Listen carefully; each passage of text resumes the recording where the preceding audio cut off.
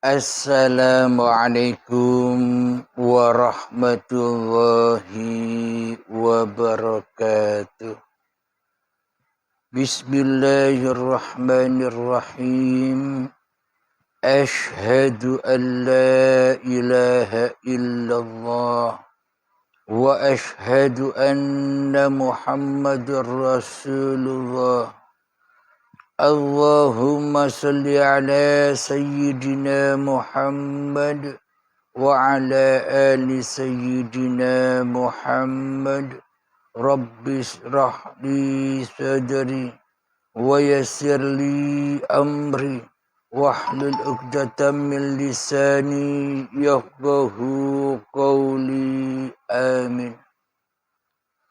Bismillahirrahmanirrahim. Salam hormatku buat para jemaah uripe Allah dimanapun Anda berada. Semoga kita semua senantiasa di dalam keberkahan di sisi Allah Subhanahu wa Ta'ala.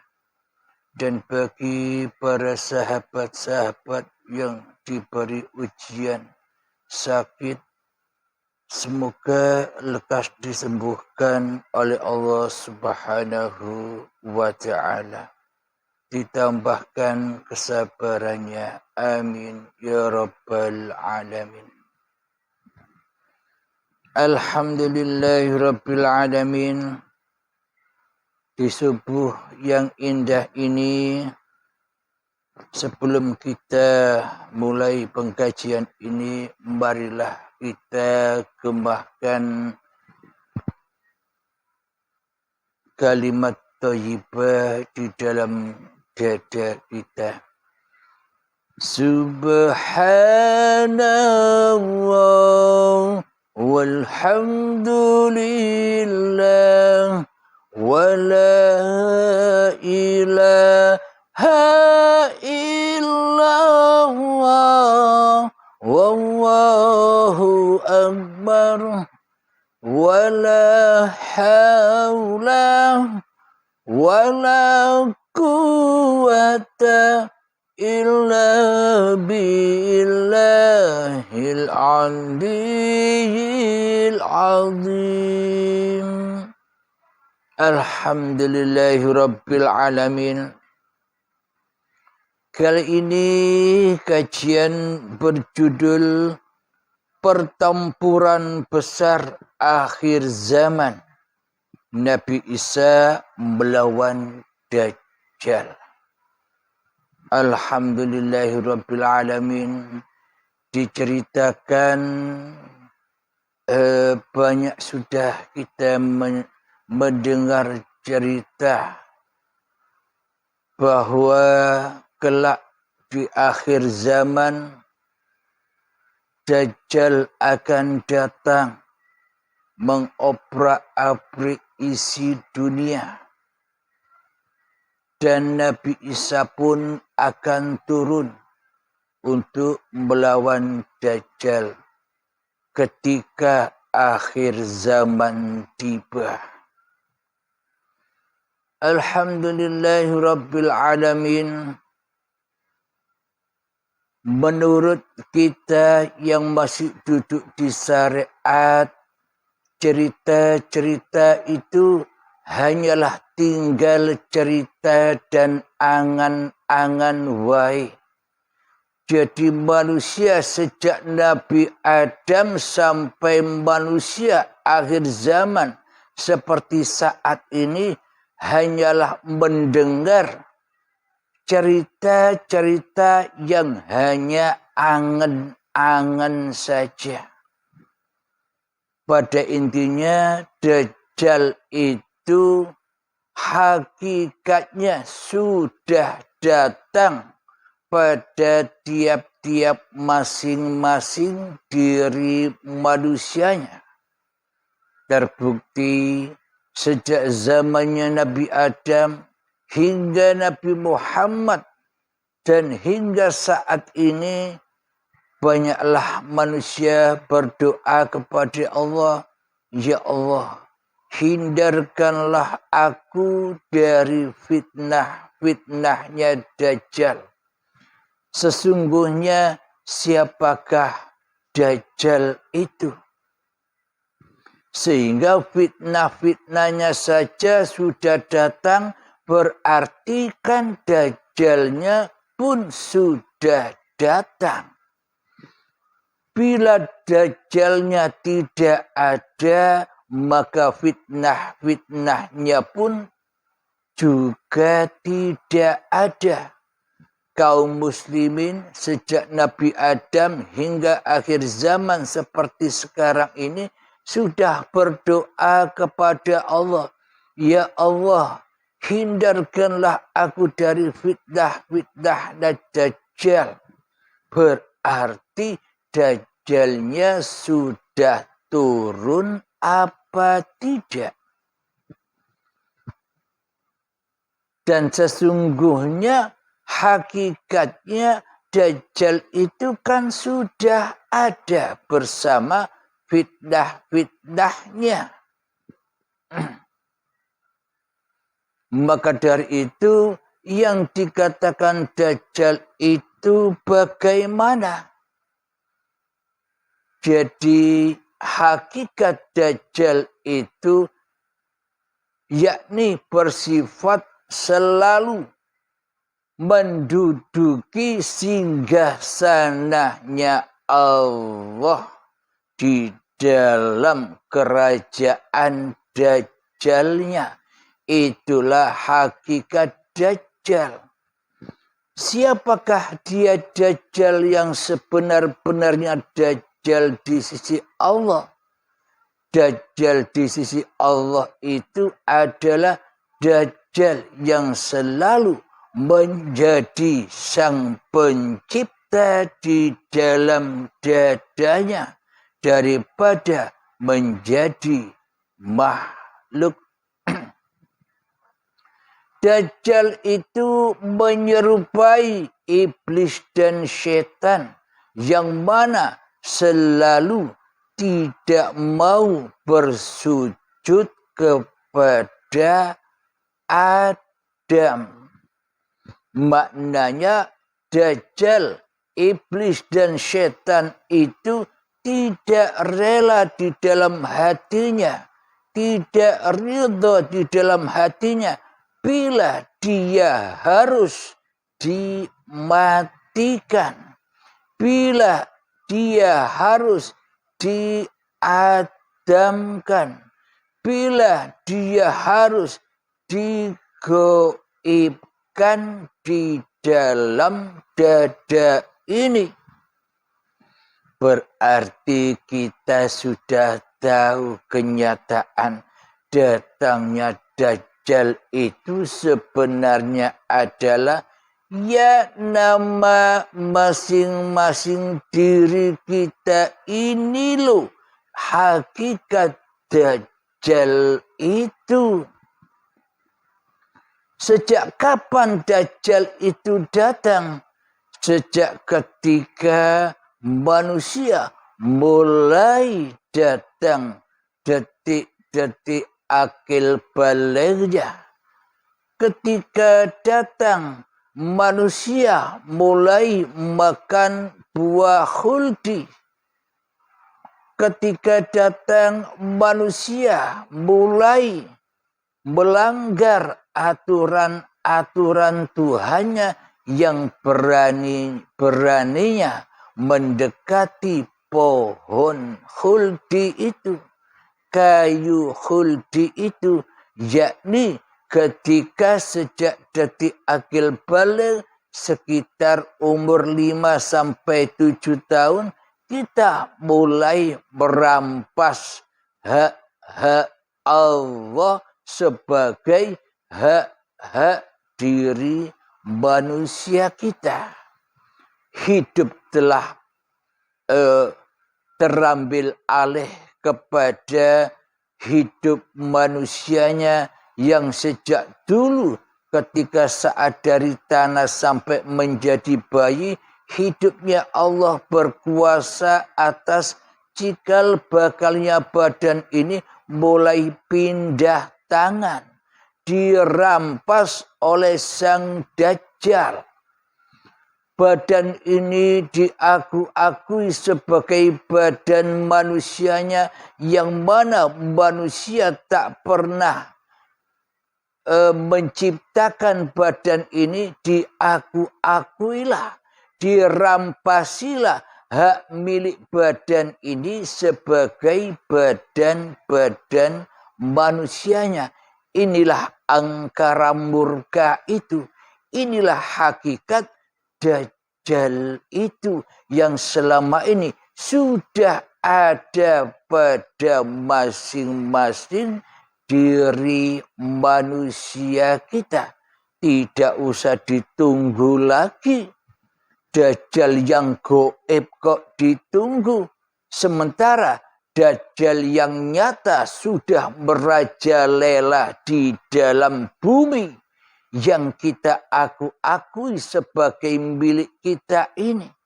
Dajjal yang nyata sudah merampas semua hak-hak Allah menjadi hak-hak Dajjalnya.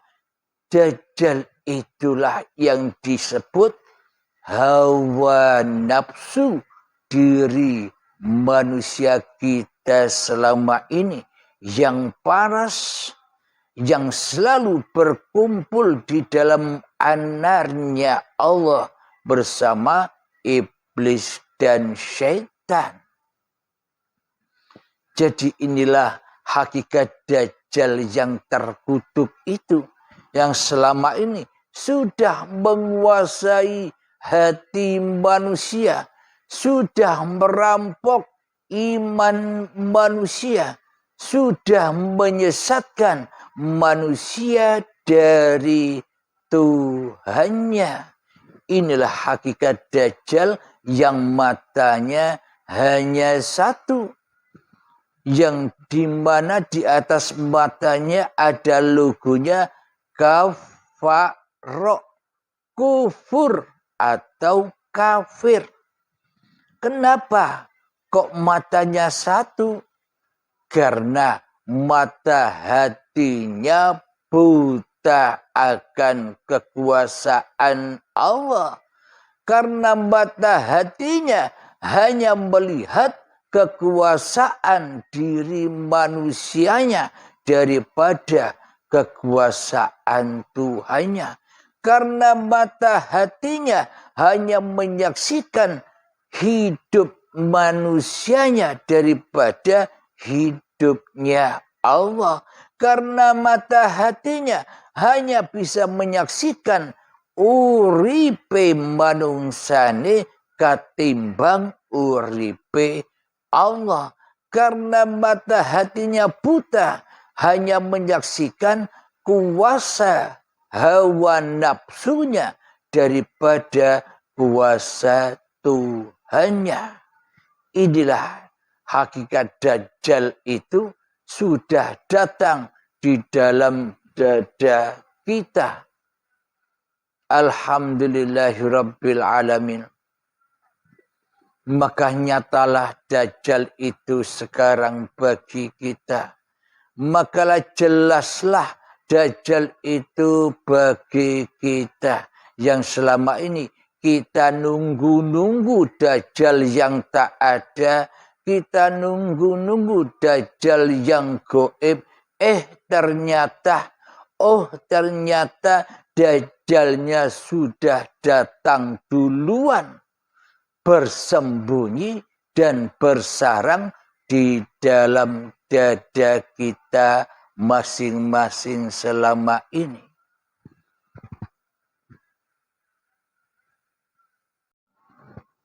Alhamdulillahirabbil alamin. Maka sangat nyatalah dan sangat jelaslah keberadaan Dajjal itu yang selama ini bersarang di dalam dada setiap diri manusia. Mari kita kutipkan di dalam surat Al-Imran tentang peperangan yang dahsyat di akhir zaman ini. Bismillahirrahmanirrahim.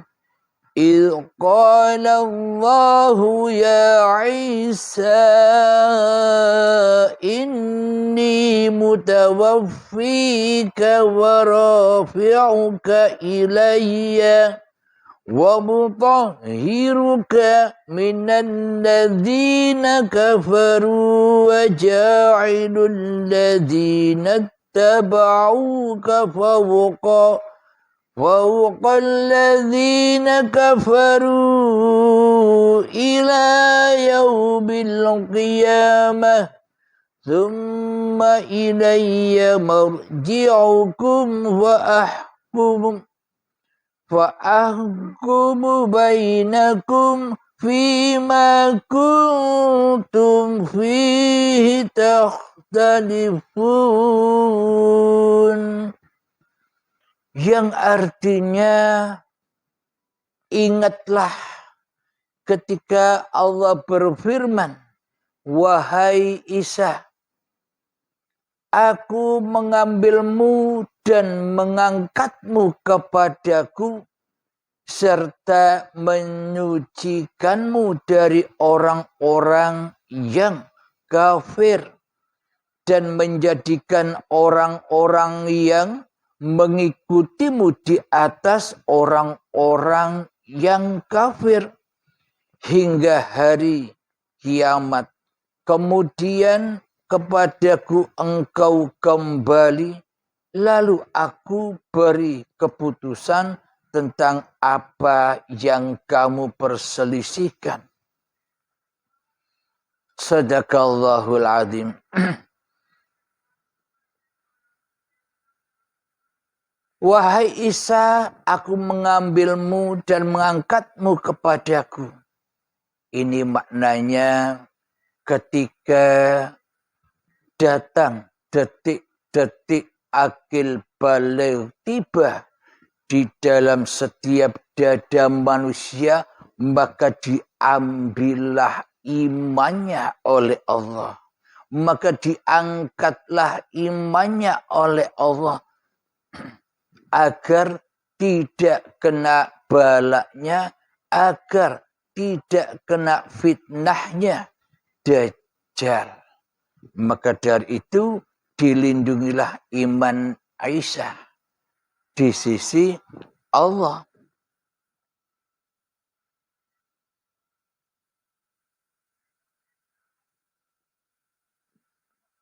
Mari kita lanjutkan di dalam surat Al-An'am. Bismillahirrahmanirrahim. Wa huwa alladhi yatawaffakum bil-layli wa ya'lamu ma jarahtum bin-nahari thumma yab'athukum fihi liyuqda ajalun musamma thumma ilaihi marji'ukum thumma yunabbi'ukum bima kuntum ta'malun. Yang artinya, dan dialah yang menidurkan kamu pada malam hari, dan dia mengetahui apa yang kamu kerjakan pada siang hari. Kemudian dia membangunkan kamu pada siang hari untuk disempurnakan umurmu yang telah ditetapkan. Kemudian kepadanya tempat kamu kembali, lalu dia memberitahukan kepadamu apa yang telah kamu kerjakan.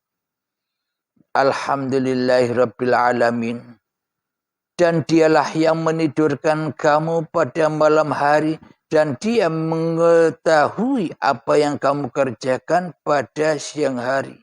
Maknanya ketika Dajjal tiba, ketika datang detik-detik akil baligh, Allah menidurkan manusianya. Allah melalaikan iman manusianya.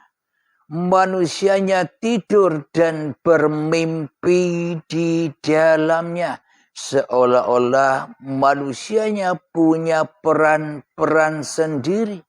Ada yang berperan menjadi RT, ada yang berperan menjadi RW, ada yang berperan menjadi camat, lurah, wali kota, gubernur, ada yang berperan menjadi sopir, ada yang berperan menjadi pedagang, petani, pengusaha, dan sebagainya. Jadi ketika manusia diturunkan ke alam dunia ini seolah-olah manusianya berperan dengan daya upaya manusianya. Yang waktu itu daya upayanya amatlah berat. Seolah-olah manusianya hidup dengan hidup yang berat di dalam atau di atas dunia ini. Karena manusianya merasa mengakui bahwa hidup dan badan ini sebagai hidup dan badan milik manusianya, maka beratlah kehidupan manusianya, maka disiksalah manusia, maka diperbudaklah manusia dengan apa-apa yang dicintai di dalam dadanya, yakni cinta dunia, cinta anak, cinta istri, cinta amal, cinta ilmu, dan suka mengumpul-ngumpulkan dunia. Inilah fitnahnya Dajjal itu sudah datang saat mulai detik akil balik di dalam dada kita. Fitnahnya adalah selalu dan selalu menjauhkan hamba dari Tuhannya. Selalu dan selalu mengaku-akui bahwa peran ini adalah peran manusianya. Jadi ditidurkanlah kita oleh Allah ketika kita belum ada iman, yaitu maknanya tidur. Tidur mimpi jadi manusia. Dan ketika kita dibangunkan kapan? Ketika kita berperang melawan Dajjal yang terkutuk, itulah kita dibangunkan.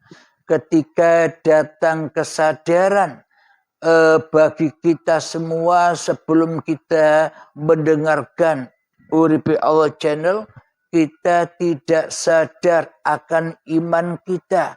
Kita tidak sadar bahwa iblis setan selama ini menyesatkan kita. Kita tidak sadar bahwa Dajjal yang ditunggu oleh seluruh manusia sudah datang lebih dahulu dan berkuasa atas jiwa-jiwa kita selama ini. Sehingga jiwa kita disesatkan oleh Allah Subhanahu wa ta'ala. Karena tak ada iman kepada Allah. Maka ketika kita sudah menyadari bahwa sesungguh-sungguhnya musuh, inna syaitana lakum aduwwum mubin. Sesungguhnya iblis dan syaitan itu adalah musuh yang nyata bagimu. Dajjal itulah musuh yang nyata bagimu. Siapakah yang wujud di dalam hatimu? Siapakah yang hidup di dalam hatimu? Siapakah yang berkuasa di dalam hatimu? Dirimukah atau Allah yang wujud? Atau Allah yang hidup? Atau Allah yang berkuasa atas dirimu selama ini? Itulah yang wujud, yang nyata, yang hidup di dalam dada kita selama ini adalah diri manusia kita sendiri. Nama manusia kita sendirilah yang selama ini menjadi Tuhan di dada kita masing-masing. Itulah iblis, itulah setan yang nyata, bukan gaib setan itu.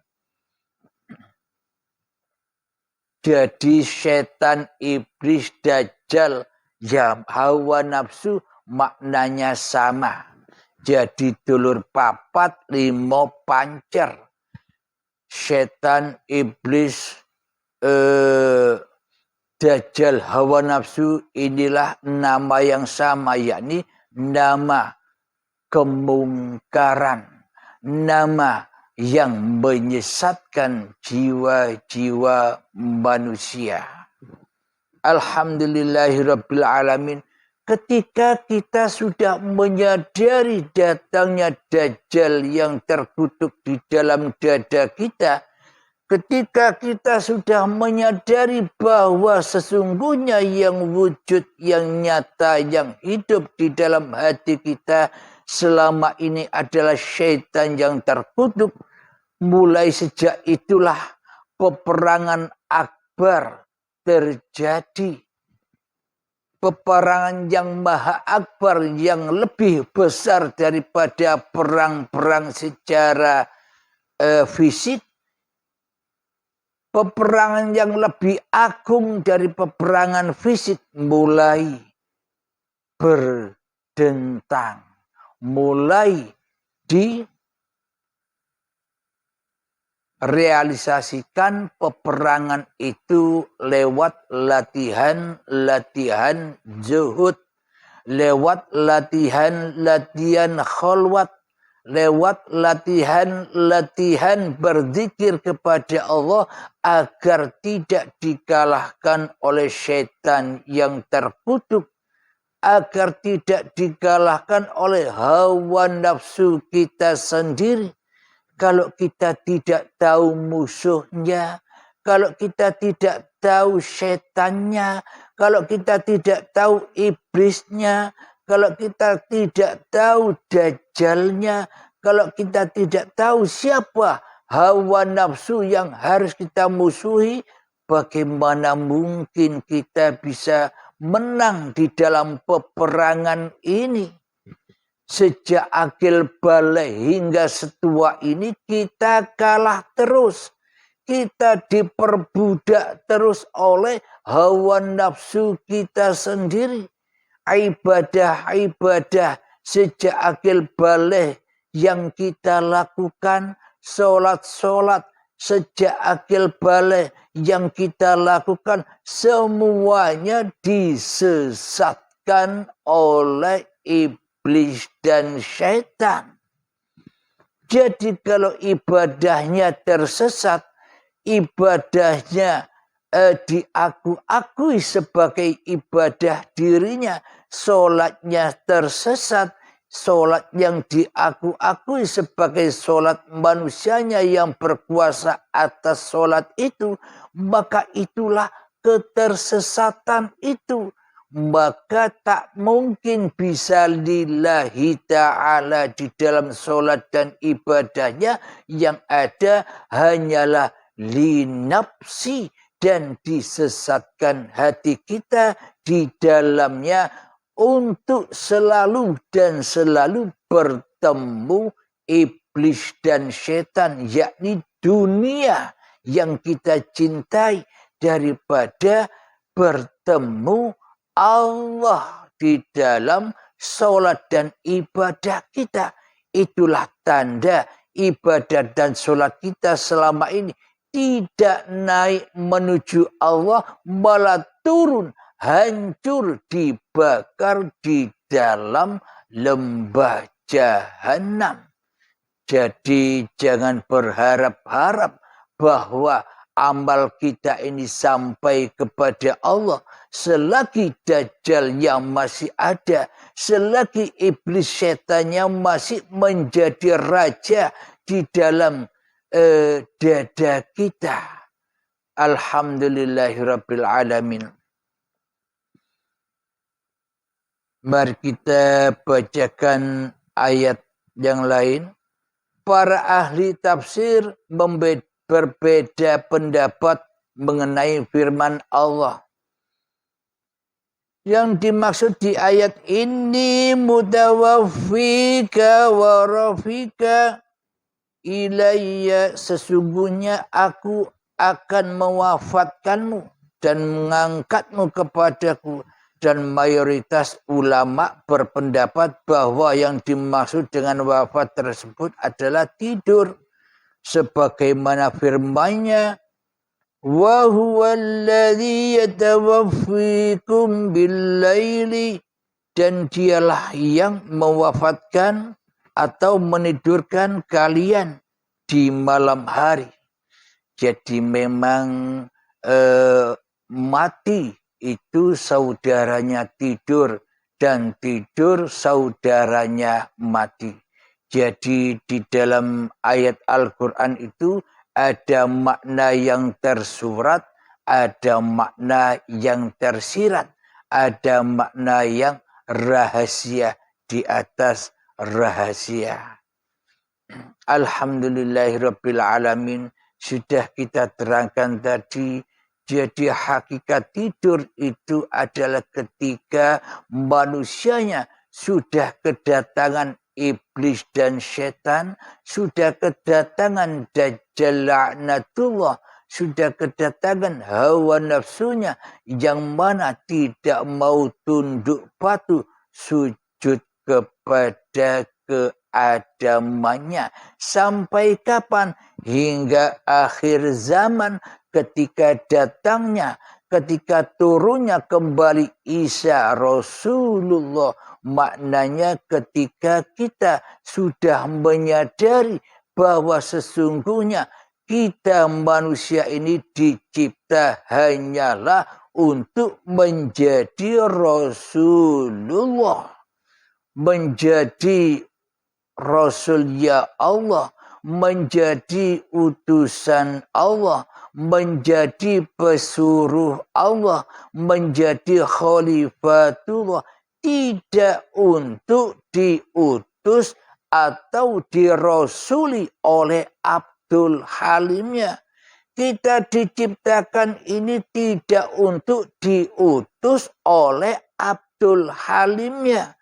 Kita diciptakan ini tidak untuk disuruh oleh Abdul Halimnya.